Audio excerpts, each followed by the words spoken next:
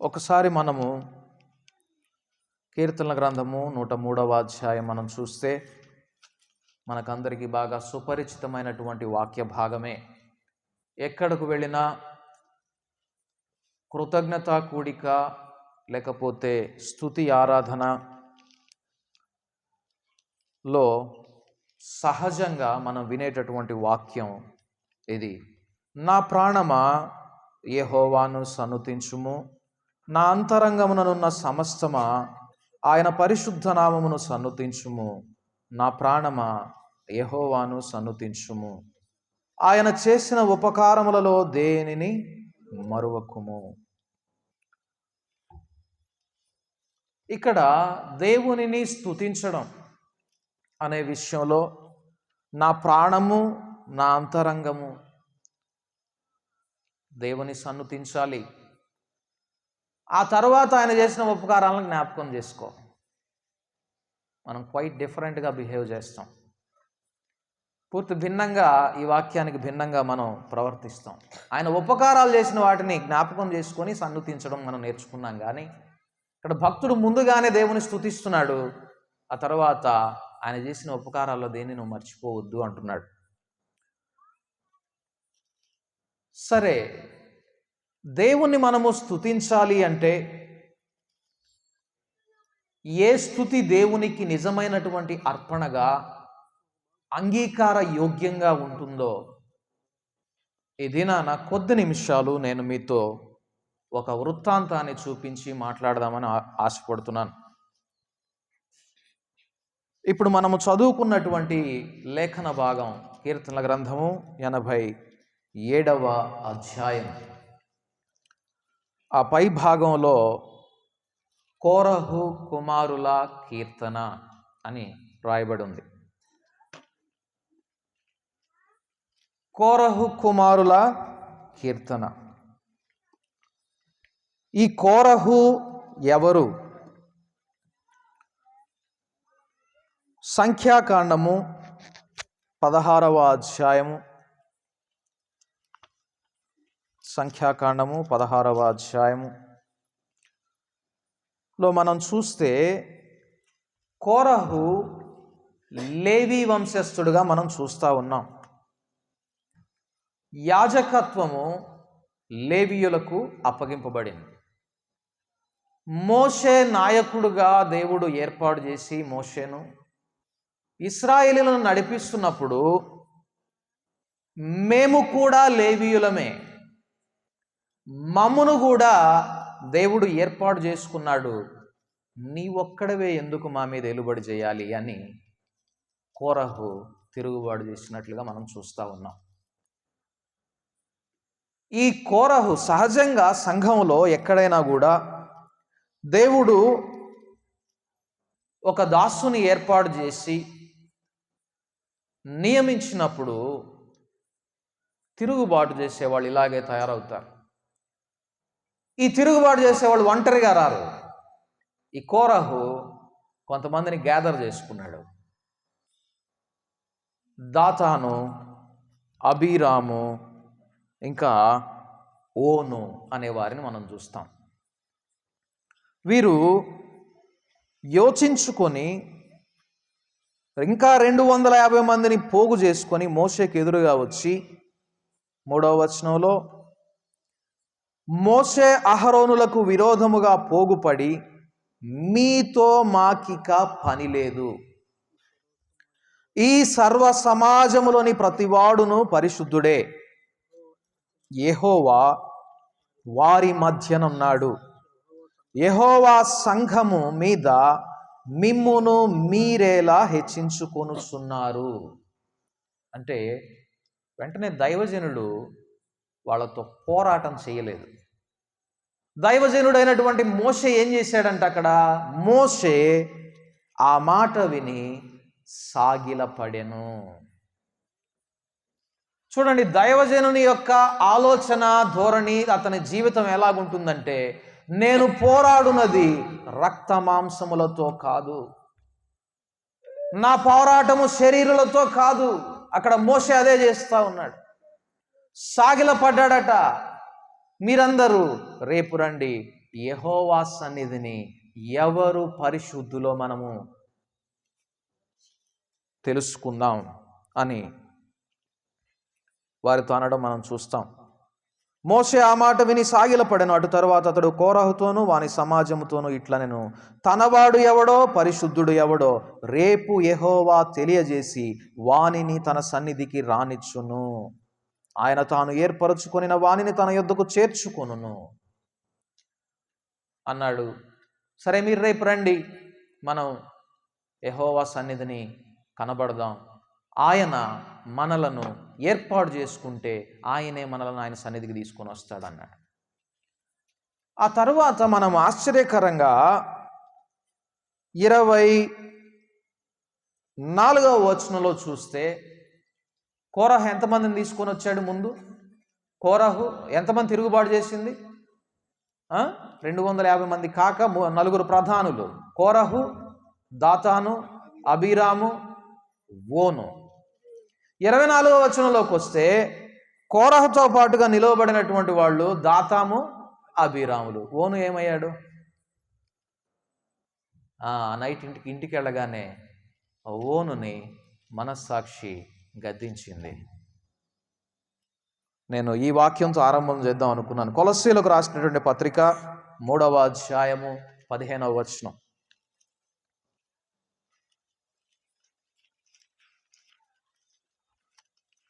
కొలస్సీలకు రాసినటువంటి పత్రిక 3వ అధ్యాయము 15వ వచనము.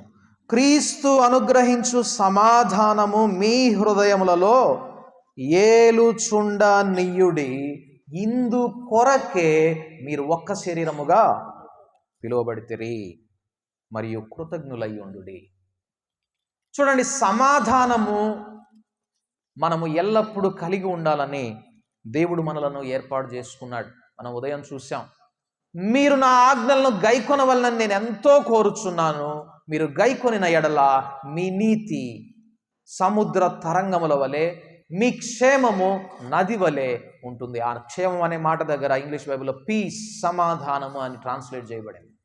మీ సమాధానం నది వలె ప్రవహిస్తుంది. చూడండి, మిమ్మల్ని దేవుడు ఒక బాడీ, ఒక దేహంగా ఎందుకు ఏర్పాటు చేసుకున్నాడంటే ఏంటంట? క్రీస్తు అనుగ్రహించు సమాధానము మీ హృదయములలో ఏలుబడి చేస్తూ ఉండాలంట. రూలర్, మన హృదయానికి పరిపాలించేవాడు ఎవరట? సమాధానము. సమాధానము పరిపాలన అధిపతిగా మన హృదయంలో ఉండాలట. అందుకు దేవుడు మనలను సంఘంగా ఏర్పాటు చేసుకున్నాడు. రాజుగా సమాధానం ఉండాలి. లివింగ్ బైబిల్లో ఈ మాటను ఎట్లాగా తర్జుమా చేశారు అంటే, peace is a referee in your heart అని ఉంటుంది. సమాధానము నీ హృదయంలో ఒక రెఫరీగా ఉంటాడు, ఒక నిర్ణయాధికారిగా ఉంటాడు. ఆటలలో మనం చూస్తాం సహజంగా, ఫుట్బాల్ గేమ్లో, క్రికెట్లో అంపైర్, ఫుట్బాల్లో రెఫరీ. ఈ రెఫరీతో పోల్చారు సమాధానాన్ని. ఆట ఆడుతున్నప్పుడు ఎవరైనా ఒక షరతులకు భిన్నంగా, ఆట నియమాలకు భిన్నంగా ఎవరైనా ప్రవర్తించినా, ఆడినా, ఈ రెఫరీ ఏం చేస్తాడంటే వెంటనే విజిల్ వేస్తాడు. విజిల్ వేసినప్పుడు వెంటనే గేమ్ ఆపేయాలి, అంతటితో ఆపేయాలి.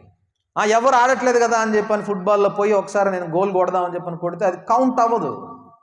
ఎందుకు? It's a foul. Referee whistle వేసిన తర్వాత గోల్ కౌంట్ అవ్వదు. క్రైస్తవుని యొక్క హృదయంలో సమాధానము అటువంటి రెఫరీ అట. ఏ క్షణానైతే మన హృదయంలో సమాధానం దెబ్బతింటుందో, conscience blows a whistle in your heart. మీ హృదయంలో మనస్సాక్షి, మనస్సాక్షి అనే రెఫరీ, ఈ సమాధానం అనే రెఫరీ విజిల్ వేస్తాడట. అందుకే మీ హృదయంలో సమాధానం ఏలుబడి చేయాలి. ఇందుకొరకు మీరు ఒక్క శరీరంగా పిలువబడ్డారు. క్రీస్తు మనలను సంఘముగా సమకూర్చింది. ఎందుకు అంటే సమాధానము మనలను ఏలుబడి చెయ్యాలి అని. ఓకే, సమాధానము రెఫరీ అని గుర్తుపెట్టుకుందాం. మనం ఇప్పుడు అక్కడికి వెళ్దాం. ఇక్కడ కోరహు, దాతాను, అబీరాము, ఓనులు తిరుగుబాటు చేశారు మోషే మీద. సాయంత్రం ఇంటికి వెళ్ళిపోయారు. ఓను యొక్క హృదయంలో ఏమొచ్చింది? విజిల్. దేవునికి వ్యతిరేకంగా, దేవుని దాసునికి వ్యతిరేకంగా కోరహు, నేను ఫైట్ చేయను. ఓను తప్పించుకున్నాడు. ఇంకెవరున్నారు? కోరహు, దాతాను, అబీరాము, ఇంకా 250 మంది. తర్వాత మోషే వారిని పిలిచాడు. ఇశ్రాయేలులకు ఒక ఆజ్ఞ ఇచ్చాడు. దేవుని పక్షముగా ఉన్నవారు నా యొద్దకు ఇటు రండి, వారి యొద్ద నుండి తొలగిపోండి, వారి గుడారముల యొద్ద నుండి తొలగిపోవుడి అని అన్నాడు. ఇక్కడ చూస్తాం 26వ వచనం నుండి, అతడు ఈ దుష్టుల గుడారముల యొద్ద నుండి తొలగిపోవుడి, మీరు వారి పాపములన్నిటిలో పాలివారై నశింపక యుండునట్లు వారికి కలిగినదేదియు ముట్టకుడని ఆ సమాజముతో అనెను. ఆ తర్వాత 27వ వచనంలో, కోరహు, దాతాను, అబీరాముల నివాసముల యొద్ద నుండి ఇటు అటు లేచిపోగా దాతాను, అబీరాములను, వారి భార్యలను, వారి కుమారులను, వారి పసిపిల్లలను తమ గుడారముల ద్వారమున నిలిచిరి. కోరహు సంబంధికులందరూ ఆ గుడారం దగ్గరే ఉన్నారు. ఇప్పుడు దేవుని యొక్క జడ్జిమెంట్, తీర్పు రాబోతా ఉంది. ఈ దుష్టుల యొద్ద నుండి మీరు తొలగిపోండి అన్నాడు మోషే. ఎవరున్నారు ఇప్పుడు మిగిలిపోయారు అక్కడ? కోరహు సంబంధికులందరూ అక్కడ మిగిలిపోయారు. మిగిలిపోతే మనం చూస్తాం, ఆ తర్వాత భూమి తన నోరు తెరచి వారిని, వారి కుటుంబములను, కోరహు సంబంధులందరినీ, వారి సమస్త సంపాద్యమును మృంగివేసెను అని మనం చూస్తున్నాం 32వ వచనంలో. ఎవరిని? కోరహు సంబంధులందరినీ, వారి సమస్త సంపాద్యమును మృంగివేసెను. ఇప్పుడు 87వ కీర్తనలోకి వెళ్దాం. 87వ కీర్తనలో అక్కడ పైన చూస్తున్నాం మనం. ఎవరు రాశారు అది? కోరహు కుమారులు. How can it be possible? ఇది ఎట్లా సాధ్యం? కోరహు కుమారులు రాసినటువంటి కీర్తన బైబిల్ గ్రంథంలోకి ఎట్లాగొచ్చి చేరింది? దేవుని వాక్యాన్ని ఒకసారి మనం చూద్దాం. సంఖ్యాకాండము 26వ అధ్యాయానికి వెళ్దాం. అక్కడ ఒక అద్భుతం జరిగింది. సంఖ్యాకాండము 26వ అధ్యాయము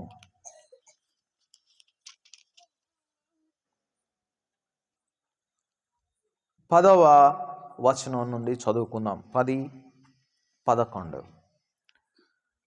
ఆ సమూహపు వారు మృతి పొందినప్పుడు అగ్ని 250 మందిని భక్షించినందునను భూమి తన నోరు తెరచి వారిని, కోరహును మృంగివేసినందునను వారు దృష్టాంతములైరి. మనం ఇప్పుడే పాట పాడుకున్నాం.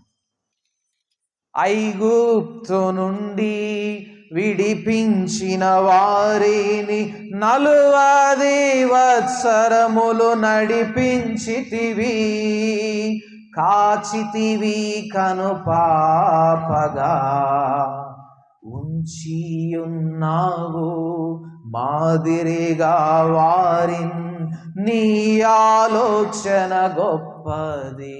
ఎట్లా ఉంచాడట? మాదిరిగా ఉంచాడు. దేవుని యొక్క ఆలోచన ఎంత గొప్పదో మనం చూద్దాం. ఇక్కడ దృష్టాంతములుగా వారిని ఉంచాడు. అయితే అద్భుతమైన విషయం చూడండి, ఇక్కడ 11వ వచనం, అయితే కోరహు కుమారులు చావలేదు. ఏంటి కారణం? In the last minute the whistle blows in the hearts of Korah sons. కోరహు యొక్క కుమారుల హృదయాల్లో ఆఖరి నిమిషంలో విజిల్ మోగింది. అప్పుడు డిసైడ్ అయిపోయారు, నాన్నగారు, daddy, even if you are against the servant of God, దేవుని సేవకునికి నీవు వ్యతిరేకంగా ఉన్నా, we will not fight against the servant of the Lord. మేము దేవుని సేవకునికి వ్యతిరేకంగా పోరాడమని నిర్ణయించుకుంది కోరహ కుమారులు. నిర్ణయించుకొని వారి యొద్ద నుండి తొలగిపోయి తప్పించుకున్నారు. ఈ దినాల్లో నేను, మా తాత, మా తల్లిదండ్రులు అందరూ ఇదే నియమాన్ని అనుసరిస్తున్నారు కదా. we will not fight against my father, our father. మా తండ్రికి వ్యతిరేకంగా మేము మాట్లాడమని నిర్ణయించుకున్నటువంటి దాతాను అభిరాముల సంతానం ఏమైంది?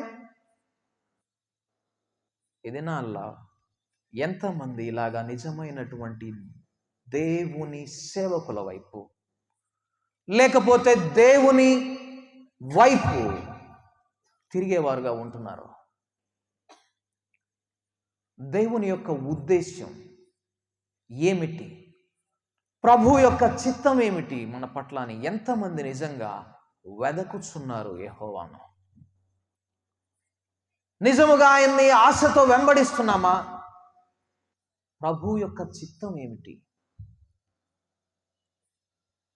తన్ను ఎందరు అంగీకరించిరో వారందరూ ఆయన పిల్లలగుటకు దేవుడు ఆయన్ను అనుగ్రహించాడు. పిలిచిన వాణిని ఏర్పాటు చేసుకున్నాడు ఆయన, పిలిచాడు. ఆయన కుమారునితో సారూప్యం అవ్వడానికి ఆయన మనలను ఏర్పాటు చేసుకున్నాడు. ఆయన చిత్తం ఏమిటి అంటే మనము ఆయన కుమారునితో సారూప్యం కలిగిన వారిగా ఉండాలనేది తండ్రి అయిన దేవుని చిత్తం. కానీ దురదృష్టవశాత్తు చాలామంది దేవుని యొక్క చిత్తాన్ని ఇష్టపడడం లేదు. మనము రైల్వే స్టేషన్కి వెళ్ళినప్పుడు నిన్ను ఏ ట్రైన్ డెస్టినేషన్కి తీసుకెళ్తుందో ఆ ట్రైనే ఎక్కుతావు.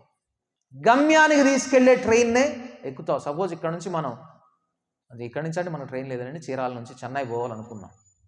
ఆ ప్లాట్ఫామ్ మీద చెన్నై పోయే ట్రైనే మనం ఎక్కుతాం. ఒకవేళ అది చిన్నగా ఉన్న ట్రైను, అంత నీట్గా లేకపోయినా, అందంగా లేకపోయినా మనము ఆ ట్రైనే ఎక్కుతాం. ఎందుకంటే మనం వెళ్ళాల్సిన గమ్యం ఎక్కడికి? చెన్నై. కానీ అందంగా ఉంది, పెద్దగా ఉంది అని ఇంకొక ట్రైన్ ఎక్కి గమ్యానికి మనం చేరలేం. God predestined us to be the likeness of Christ in us. దేవుడు మనల్ని ముందుగానే నిర్ణయించి ఏర్పాటు చేసుకున్నాడట. ఎందు నిమిత్తం అంటే మనము క్రీస్తుతో సారూప్యం కలిగిన వారం అవ్వాలని. కాబట్టి ఎక్కడికైనా నువ్వు వెళ్ళు, నువ్వు చెక్ చేసుకోవాల్సింది నువ్వు వినుచున్న వాక్యం, లేకపోతే నువ్వు అనుసరిస్తున్నటువంటి విధానం నిన్ను క్రీస్తు సారూప్యంలోనికి తీసుకెళ్తుందా? ఎందుకంటే దేవుని చిత్తం అది. దేవుని చిత్తం మనము ఐశ్వర్యంతో నింపబడము, మనము సంపూర్ణమైనటువంటి ఆరోగ్యంతో ఉండడం, అదే ప్రాముఖ్యమైనటువంటి చిత్తం కాదు, ఉద్దేశ్యం కాదు. ఎందుకంటే ఒకవేళ ఐశ్వర్యముతో మనము ఆశీర్వదించబడమే దేవుని యొక్క ప్రధాన ఉద్దేశ్యం అయితే, the most billionaires in the world could be the Christians. ఒకవేళ మనము ఐశ్వర్యముతో ఆశీర్వదించబడమే దేవుని యొక్క ఉద్దేశ్యం అయితే, ఈ లోకంలో ఉండినటువంటి మిక్కిలి ఐశ్వర్యవంతులు క్రైస్తవులు అయి ఉండాలి. కానీ మీరు చూస్తే ప్రపంచంలో ఉండినటువంటి ఐశ్వర్యవంతుల్లో క్రైస్తవుడు ఉండడు. They may be called Christian, but they will not follow Christ. ఒకవేళ క్రైస్తవుడిగా కనబడొచ్చేమో కానీ క్రీస్తుని అనుసరించేవారైతే ఉండరు. అలాగే ఒకవేళ మనము సంపూర్ణమైనటువంటి ఆరోగ్యంతో ఉండడమే దేవుని యొక్క చిత్తం అయితే,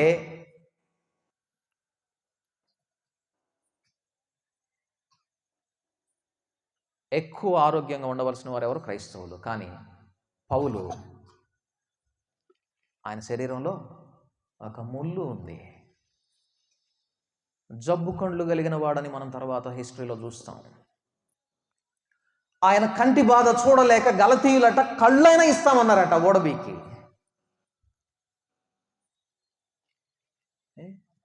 పౌలు భక్తుడు పరిశుద్ధుడు కాదా? సంఘంలో చేర్చబడిన వాడు కాదా? దేవుని చిత్తంలో ఉన్నవాడు కాదా? 3 సార్లు అడిగాడట, ప్రార్థన చేశాడంట దేవుణ్ణి, నా కృప నీకు చాలు, నీకు అది ఎందుకు అన్నాడట దేవుడు. ఇంకా అడగలేదు. దేవుని యొక్క చిత్తం ఏమిటి? మనము కృపను కలిగి ఉండడం, సమాధానమును కలిగి ఉండడం, ఆయన సారూప్యంలో ఉండడం. కాబట్టి ఏ సువార్త అయినా నిన్ను క్రీస్తు సారూప్యత వైపుకు నడిపించకుండా ఐశ్వర్యం వైపు, ఆరోగ్యం వైపు నడిపిస్తూ ఉంటే, that is the gospel of Dathan and Abiram. దాతాను, కోరహు, అబీరాముల సువార్తది. కానీ మోషే సువార్త, మీరు యెహోవా పక్షముగా ఉండాలి, మీరు యెహోవాతో ఉండాలి అనేది. అసలు సబ్జెక్టులోకి మనం ఇంకా వెళ్ళలేదు. మనం ఇంకా ఉపోద్ఘాతమే చూస్తూ ఉన్నాం. ఈ విధంగా ఉండినటువంటి పరిస్థితుల్లో కోరహు కుమారులు తప్పించుకున్నారు. కారణం, కోరహు కుమారులు నిర్ణయించుకున్నారు, మేము దేవుని యొక్క సముఖంలో ఉండాలి. మా పితరులు, వారి నిర్ణయం ఏదైనా కావచ్చు, నేను మాత్రం దేవునితో ఉండాలి, దైవజనునితో నేను ఉండాలి అని వాళ్ళు నిర్ణయించుకున్నారు. ఆఖరి నిమిషంలో తప్పించుకున్నారు, బయటకు దూకేశారు వాళ్ళు. అందుకే వారు కొన్ని కీర్తనలు రాయగలిగారు. ఆ కీర్తనల యొక్క సారాంశం, ఆ స్తుతి ఏంటో ఇప్పుడు మనం చూద్దాం. వారు ఒక కీర్తన రాయగలిగారు, ఒకటి కాదు, మనము చూస్తే 11 కీర్తనలో ఏమో వాళ్ళు రాయడం మనం చూస్తాం. ఇక్కడ ఆ అనుభవంలో నుంచి వచ్చి వీళ్ళు అంటున్నారు ఏమని? కీర్తనల గ్రంథము 87వ అధ్యాయము ఇందా మనం చూసాం. పాటలు పాడుచు వాద్యములు వాయించుచు మా ఊటలన్నీయు నీ యందే ఉన్నవి అని వారందరూ. ఎట్లాగా ఇశ్రాయేలీయులు దేవుణ్ణి స్తుతించారో మీకు నేర్పించాలని నేను చూస్తా ఉన్నాను. ఇప్పుడు మనము నిజముగా దేవునికి స్తుతి అర్పించేటటువంటి జీవితాలు కలిగి ఉన్నామా? వీరొచ్చిన అనుభవాలేంటి? ఎటువంటి పరిస్థితుల్లో దేవుణ్ణి వారు స్తుతించారు? ఇక్కడ వాళ్ళు వాద్యాలు వాయిస్తూ పాటలు పాడుతూ ఉన్నారు. మా ఓటలు మా పితరుల యందు లేవు, నీ యందు ఉన్నాయి. ఈ అనుభవంలోకి వచ్చిన తర్వాత వాళ్ళు కీర్తనలు రాశారు. 42వ కీర్తన 46వ కీర్తన 46వ కీర్తన 2వ వచనం. కావున భూమి మార్పు నొందిన, ఇది కూడా కోరహు రాసినటువంటి కీర్తన, 46వ కీర్తన 2వ వచనం. కావున భూమి మార్పు నొందినను, భూమి నోరు తెరిచినను, నడి సముద్రములలో పర్వతములు మునిగినను. భూమి నోరు తెరిచి కోరహు సంబంధికులందరూ నిలబడినటువంటి ఆ ప్రాంతం మునిగిన, అక్కడ వాళ్ళు నిలబడినటువంటి ఆ రాయి పర్వతం మునిగిన, వాటి జలములు ఘోషించుచు నురుగు కట్టినను, ఆ పొంగునకు పర్వతములు కదిలినను, మనము భయపడము. ఎవరంటున్నారో తెలుసా ఈ మాట? దేవుని సేవకుని మీద, దేవుని మీద తిరుగుబాటు చేసిన వారికి వ్యతిరేకంగా నిలవబడి దేవుని పక్షంగా తమ తల్లిదండ్రులందరినీ పోగొట్టుకున్నారు, తమ సంబంధికులందరినీ పోగొట్టుకున్నారు, తన వారిని అందరినీ పోగొట్టుకున్నారు. వారంటున్న మాట ఏంటో తెలుసా? భూమి మార్పు నొందిన, పర్వతములు నడి సముద్రంలో మునిగిన, మేము భయపడం. ఎందుకంటే ఒక నది కలదు, దాని కాలువలు దేవుని పట్టణమును సర్వోన్నతుని మందిరపు పరిశుద్ధ స్థలమును సంతోషపరచుచున్నవి. దేవుడు ఆ పట్టణములో ఉన్నాడు, దానికి చలనం లేదు, మేము కూడా చీలించాం. చూడండి, ఇంకా వారి యొక్క అనుభవాలు కూడా చూద్దాం.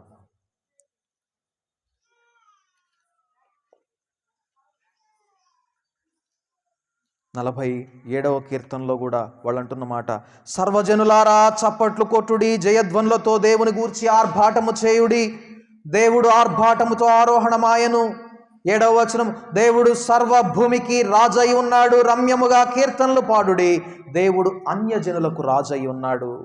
చూడండి, తమ జీవితంలో నుండి వచ్చేటటువంటి స్తుతి గీతం, తమ అనుభవం ద్వారా వచ్చినటువంటి స్తుతి ధూపం. అలాగే మనం చూస్తాం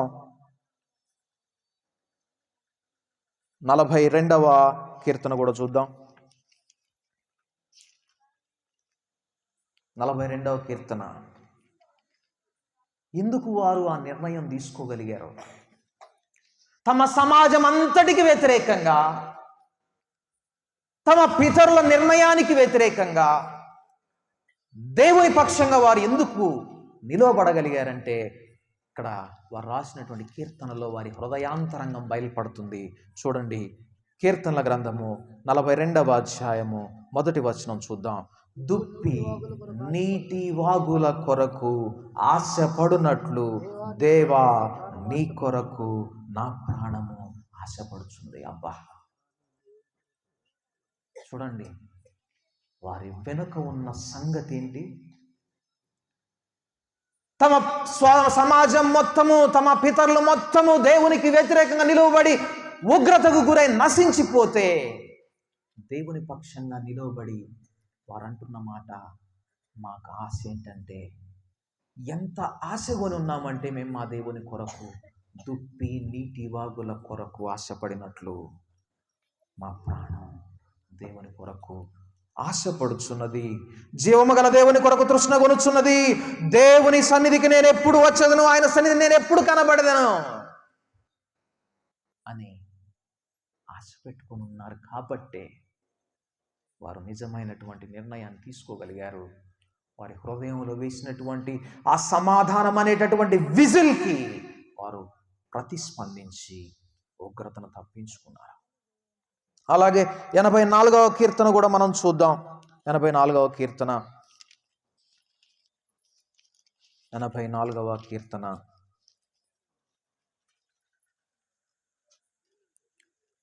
ఇప్పుడు ఈ ఉపోద్ఘాతం నుండి మనం ఈ కీర్తన చూద్దాం. కోరహు కుమారుల యొక్క బ్యాక్గ్రౌండ్ ఇప్పుడు మనం చూసాం. ఇప్పుడు వారు అంటున్నటువంటి స్తుతి గీతం మనం చూస్తున్నాం. వారు చేస్తున్నటువంటి ప్రార్థన చూస్తున్నాం. చూడండి, ఇక్కడ 10వ వచనం, కీర్తనల గ్రంథం 84వ అధ్యాయం 10వ వచనం. ఇది కూడా కోరహు కుమారులు రాసినది. నీ ఆవరణములో, that is at the beginning of God's servants feet, దేవుని సేవకుని యొక్క పాదముల ఆరంభం దగ్గర, అనగా మోసే నిలిచినటువంటి ఆ ఆవరణంలో ఒక దినం గడుపుట 1000 దినముల కంటే శ్రేష్టము. భక్తిహీనుల గుడారములలో, ఎవరి భక్తిహీనులు? తమ తండ్రులు, తన సొంత సమాజం. భక్తిహీనుల గుడారములో నివసించుట కంటే, దానికంటే కూడా నా దేవుని మందిర ద్వారం దగ్గర నాకుండుట నాకు ఇష్టం.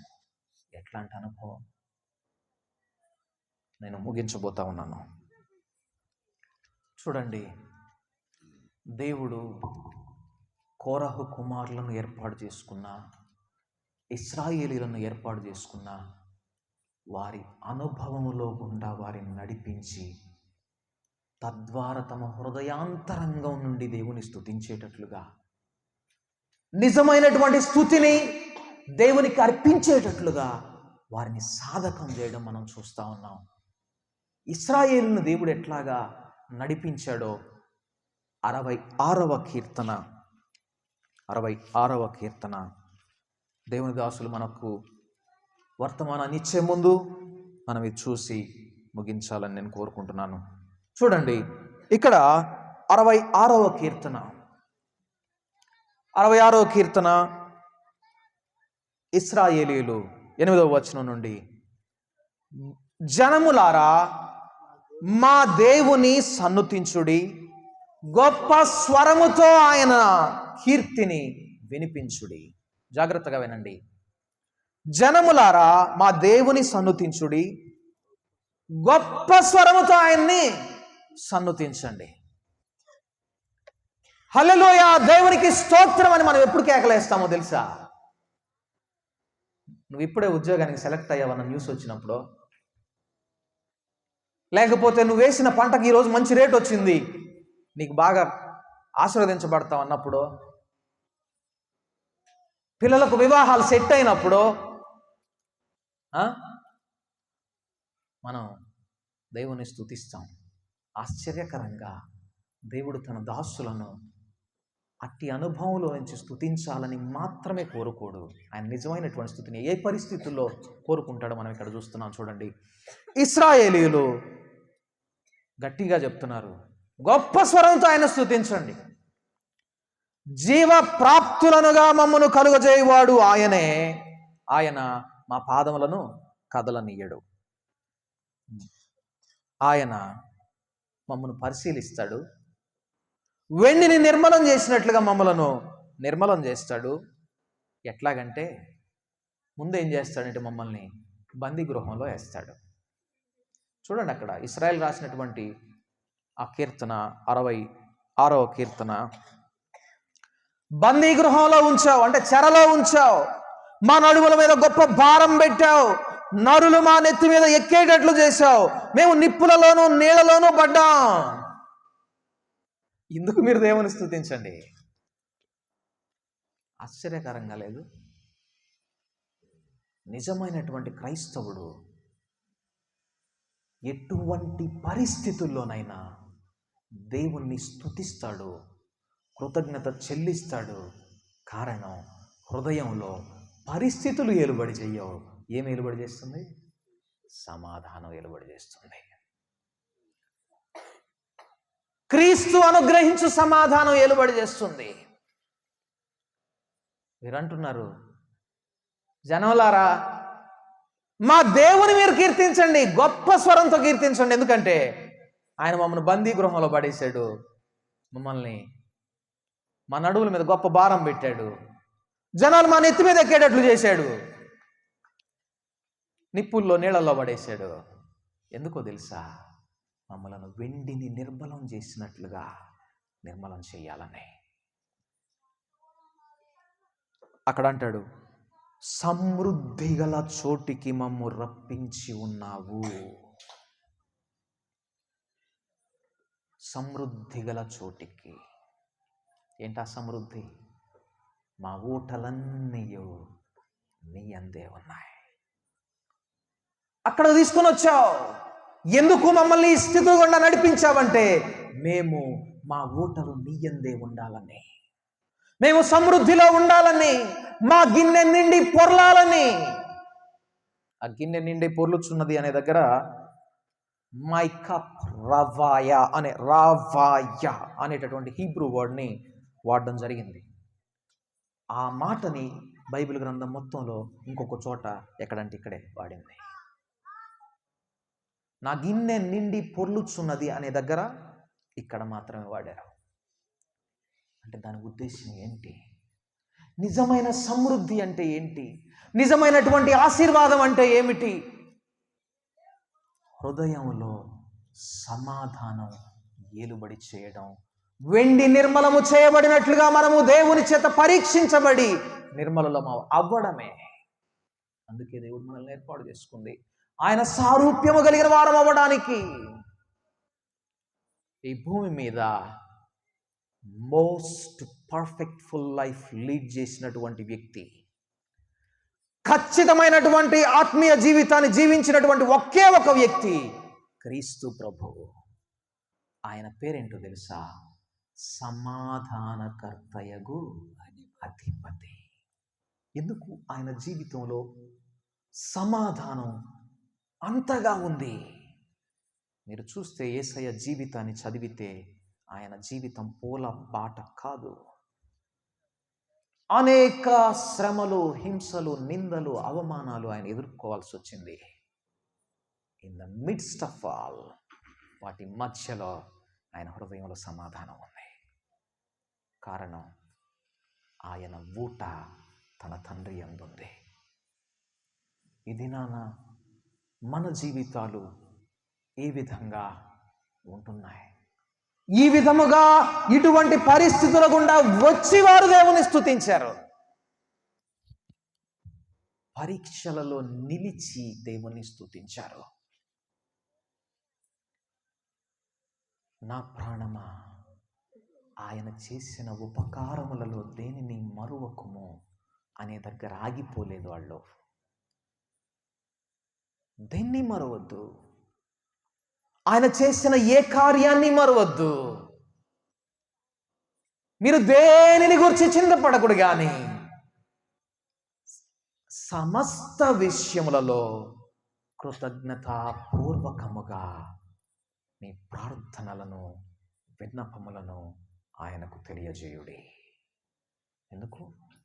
ఉపకారం చేసినప్పుడే కదా దేవునికి మీరు స్తుతించాలి, కృతజ్ఞత చెల్లించాలి. That's not the new covenant's life. అది కాదు నూతన నిబంధన క్రైస్తవుని యొక్క జీవితం. అన్ని సందర్భాలలో, అన్ని విషయములలో ఆయనకు స్తుతి చెల్లిస్తూ ఆయన ఘనపరచడం నూతన నిబంధన క్రైస్తవుని యొక్క జీవితం.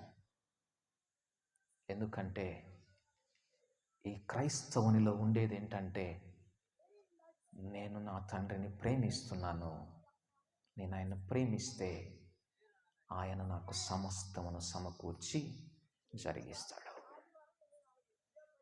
కాబట్టి మనము కూడా ఈ కోరహు కుమారుల వలె, ఇశ్రాయేలీయుల వలె శ్రమల గుండా, ఇబ్బందుల గుండా, కష్టాల గుండా, నష్టాల గుండా, అవమానాల గుండా వచ్చినప్పుడు సైతము, సర్వజనులారా, నా సమాజమా, మన దేవుడైన యెహోవాను గొప్ప స్వరముతో సన్నుతిద్దాం, స్తుతిద్దామని చెప్పగలిగేటటువంటి జీవితాన్ని దేవుడు మనకందరికి అనుగ్రహించును గాక. సమయాన్ని దేవుని దాసులకు అప్పగిస్తూ